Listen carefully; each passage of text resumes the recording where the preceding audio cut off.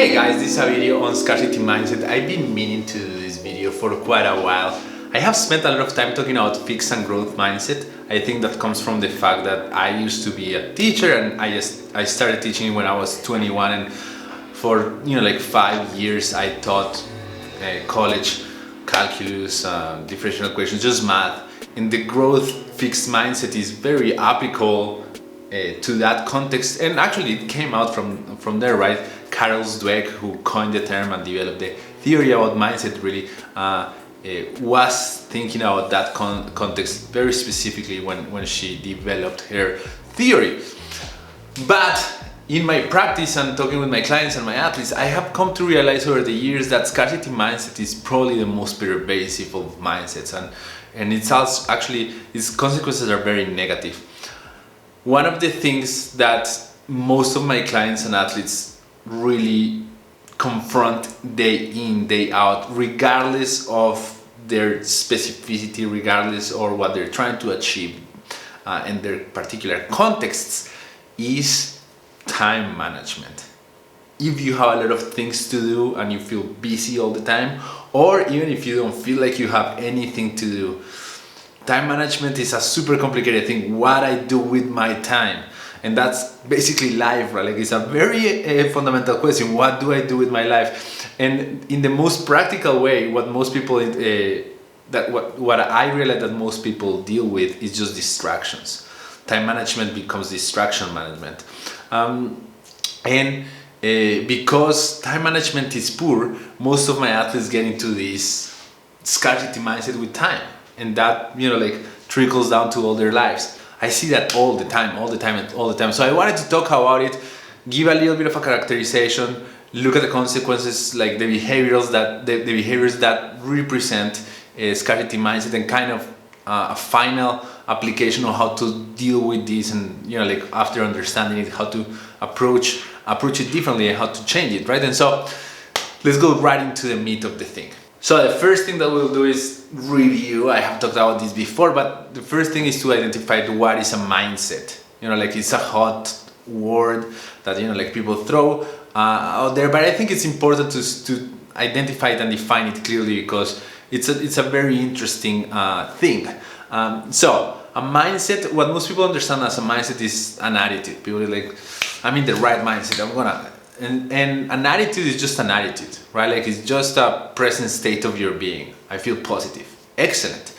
A mindset is something a little bit more nuanced, right? And so it's not an attitude. A mindset is a set of ideas or beliefs that mediate your behavior, assumptions that mediate your behaviors, right? And so if you define yourself as bad at math, or if you define yourself as a bad dancer, well, that mediate your behaviors. You're not gonna go to the party that has a lot of music in it because you feel like, what are you doing there? If you're bad at math, you choose a different career path, and so and so on and so forth. So it's a set of ideas that mediates your behavior in a deep way. It's not an attitude, right? Like, it's not like, today I feel great at math. And to define even more, what you are seeing there is that set of ideas has to be not just any kind of ideas, are ideas that you deeply believe that they define yourself, right? Like, you are defined by those ideas.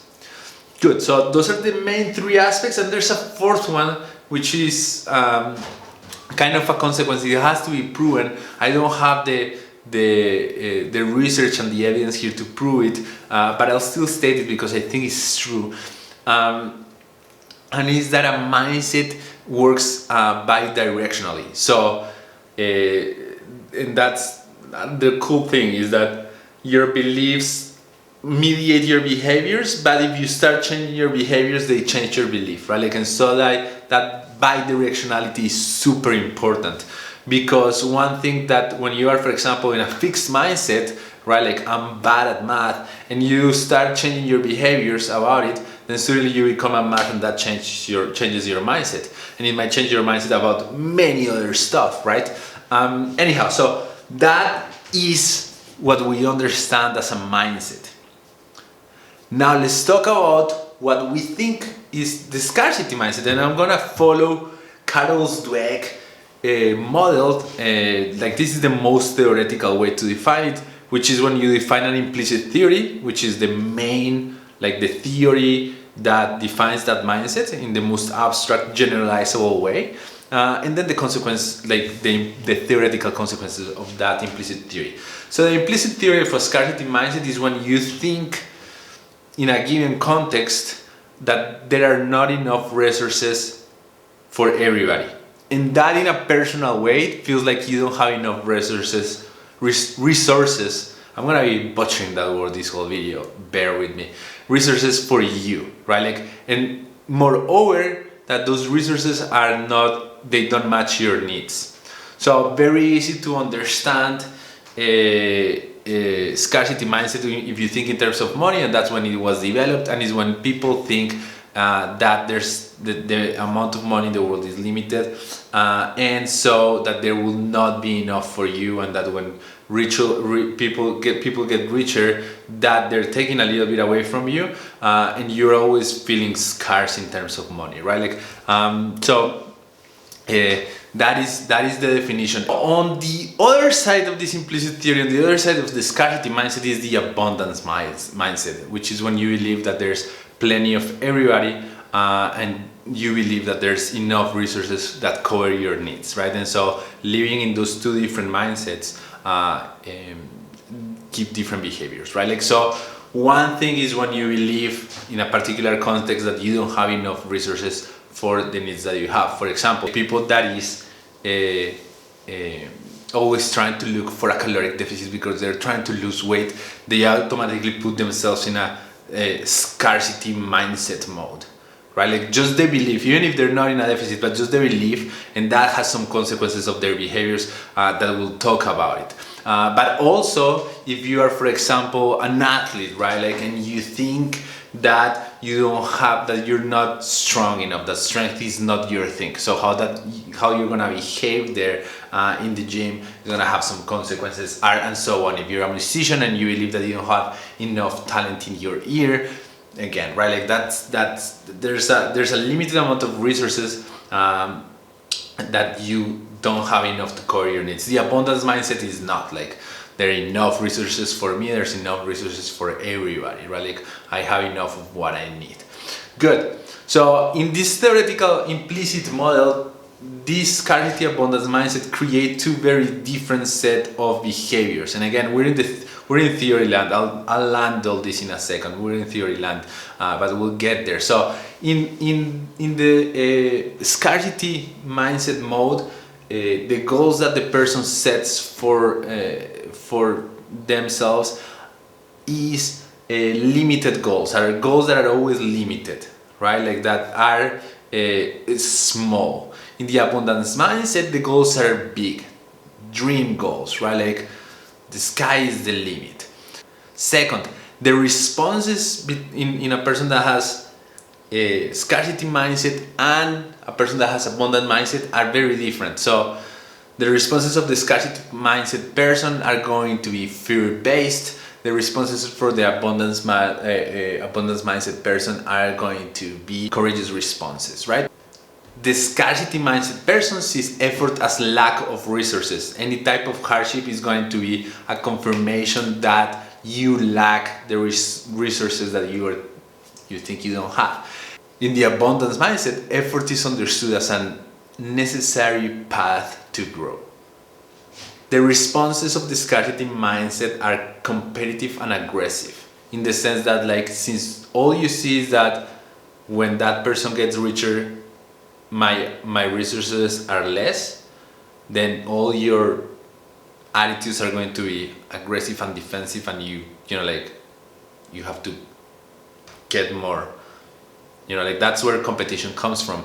Many of my athletes feel that when their friends are getting fitter, it bothers them, and it shouldn't, but to them it feels like somebody took fitness away from there. I'm not as fit anymore, right? And that is a scarcity mindset. It doesn't matter if the person there got fitter than you. Your fitness is the same, nothing has changed, right? Anyhow, so that's one aspect of scarcity mindset. And that same aspect on abundance mindset is the responses of the abundance mindset person are gonna be collaborative in effort, right? Like it's a person that is gonna see the thrive of others as a victory, a positive victory for themselves, right? One thing that you might be asking yourself is like, is this real? Is this mindset, like, is all this theory, can we land it? Can we grab it? And the answer is, we have come with enough physiological evidence to start thinking that we do. What does that mean? It means that you can find physiological markers, things, the way your brain is activated, how it's activated, which parts of your brain are activated, that identify scarcity mindset versus a person that is in abundance mindset. That is super cool. That I wasn't aware of that research 2 years ago, 3 years ago, but now I am. So let me present you this study, and this study is awesome. Let me describe it to you. What they did was they created two groups. One in which they will induce an abundance mindset, and one in which they will induce a scarcity mindset. So what they do is create context of abundance and context of scarcity, and they check and see if there's a physiological manifestation in your head, in your brain, about that. So this is how they do it. They create this little computer game in which the questions are very easy, right? And so there's three types of questions. The first one is to compare two quantity of dots, of white dots, and see if they're the same or not. The second one is to see if two shapes coincide, and the last one is to see if you know more or less the amount of dots in a set of dots, right? Like very simple, like nothing crazy, and they just flash the questions for 1 second, and you have to answer fast. They're all yes or no questions. And the difference in the abundance or scarcity context is the people that is in the scarcity context are gonna get 1 point as a reward, and the people that is in the abundance context, if they answer correctly, people are gonna get 10 points as a reward. So because they're all yes or no questions, the people in the scarcity context, they might lose the game really fast, right? Like they're always on the edge of like getting it right or not. On the other hand, the abundance people, they get one right, and then they have 10 different questions to get wrong, right? Like, and because the probability of getting one question right is 50%, they're never in the side of losing. So they really live in an abundance of points, right? Like they're free, but the other guys are in the scarcity mindset, just because they might lose the game at any point, right? So they create these two states. And the cool thing is that after the game is done, they take these people to a completely different context. They organize some questions regarding the price and the value of consumer products, things that you buy at the grocery store. I'm not gonna go into details there. But what they measure is two things. First, the brain, and see what parts of your brain are activated in the two contexts. And the second is how do these two different groups make decisions after the game. And the cool thing is that first, the two contexts do create different physiological states. So when you're in abundance mindset, your brain behaves very differently. The parts of your brain that are activated are different than in the context of scarcity. So first thing that they get is like, yes, different contexts create different brain configurations. But the most interesting thing is that it doesn't last in that context, right? Like, so one could think like, okay, yeah, I mean, but it should end there, right? Like once I'm out of that context of abundance of scarcity, then my brain should work, like back to normal. And what they discovered is that no, that's not the case. It lasted a little longer, right? And so that is fundamental, because if you remember the first example that I brought, was time management and how pervasive that feeling was, right? Like, and all the other examples that I see in my athletes are usually examples of things that last all day long. And so what this thing is telling us, first, that puts your brain in a very particular physiological state, but second, that state is not gonna get limited only to time management, right? It's gonna expand to all the other decisions of your day-to-day life. That's powerful, and that tells you why it's so important to be catching this scarcity mindset. I apologize about Elias. He has opinions. I'm not gonna do anything about it. Good.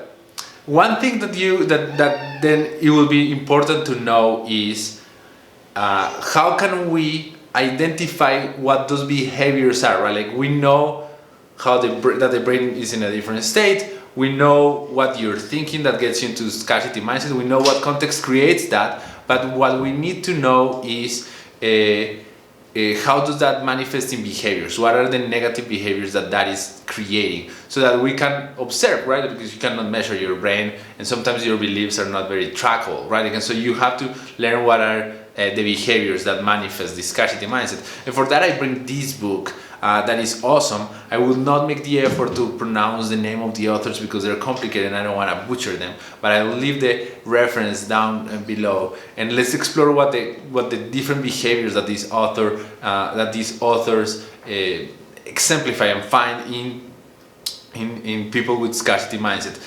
Two disclaimers before we go there though. The first one is the authors are mostly working with financial scarcity, right? That's the context. It's not limited to that, definitely, but the reflections are around that. Their evidence is not just from that context, but their reflections go around that, and so that's important. That's where their brain is. And the second thing is that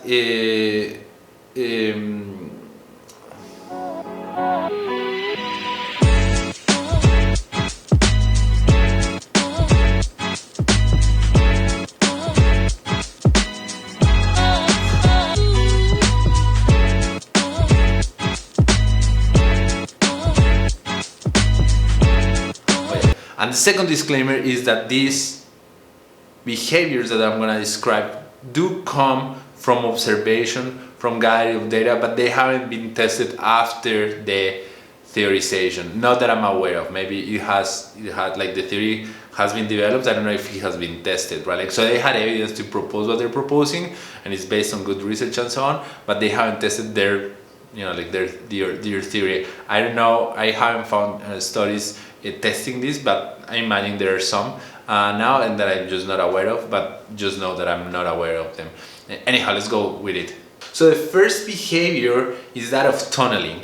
So when you're in a scarcity mindset, what your brain does is it tunnels its attention in the scarce resource, and that is a good thing when, like, let's say that you have a deadline, you don't have a lot of time, and you really have to focus on the thing that you have to focus on. The short term is really good, but the expense of that, the tax of that, is that you lose sight of everything else, and that tax over time, and when you're feeling scarcity all the time, means you're letting go of everything, and so it's super counterproductive. It's good on the short term, but is not good on the long term, and the consequences of the scarcity mindset are always long term, right? And so tunneling is there's a dividend and there's a tax. That's how the authors of the book describe it, and that's very awesome.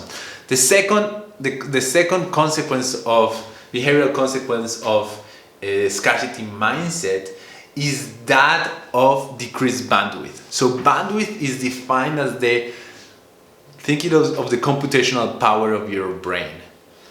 So it's so tasked that you lose that bandwidth, because it takes so much effort to be focused on tunneling that you lose capacity, right?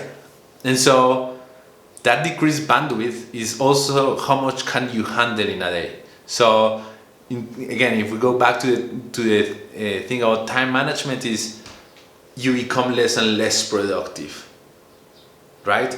So you start letting go of all the other things that are not the task at hand, but also you become less productive at the task at hand. So you end up doing less and feeling like you're doing less, and doing less around your life and taking more time to do so.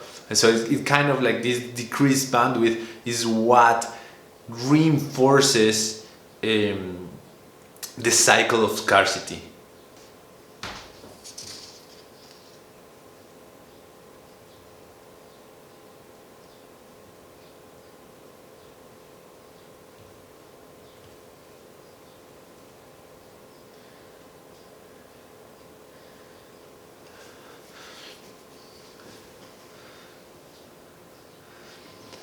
Another way to look at this decreased bandwidth is when you're in scarcity mindset, any external stimulus related to the resource is gonna focus you there, and it's also gonna fuck you up. And so that decreased bandwidth is very powerful. So, for example, people that were hungry and a caloric deficit, anytime that you like did this study that like they will show them pictures and they needed to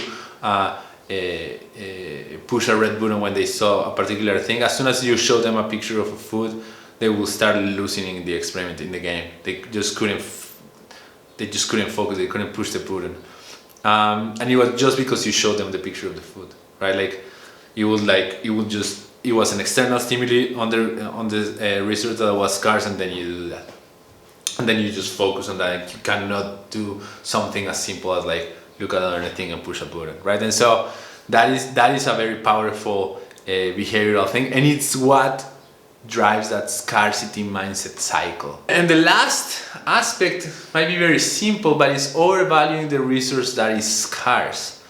So the person that, and they measure this mostly in financial terms, so for the person that